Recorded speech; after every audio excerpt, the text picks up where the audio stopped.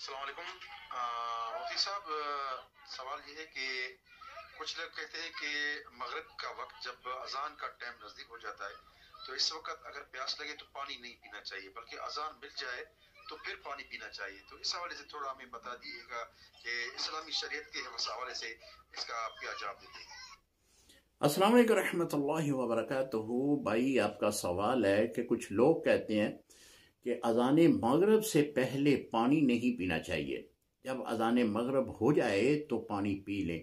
जी, कहीं भी शरीयत में ऐसा हुक्म नहीं लिखा कि आप नमाज मगरिब से या नमाज असर के बाद पानी नहीं पिएंगे। आप तो नमाज मगरिब से कुछ देर पहले की बात करते हैं, बाज़ लोग नमाज असर के बाद ही पानी नहीं पीते और अपने आप को जो है पानी से अलहदा कर लेते हैं, महदूद कर लेते हैं कि नमाज मगरिब होगी, अज़ान मगरिब होगी तो फिर पानी पिएंगे। हालांकि शरीयत में कहीं भी किसी मकाम पर भी पानी पीने को मना नहीं लिखा।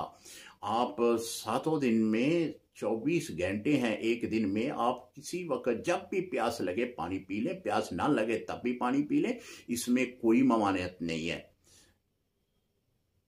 अस्सलाम वालेकुम रहमतुल्लाह।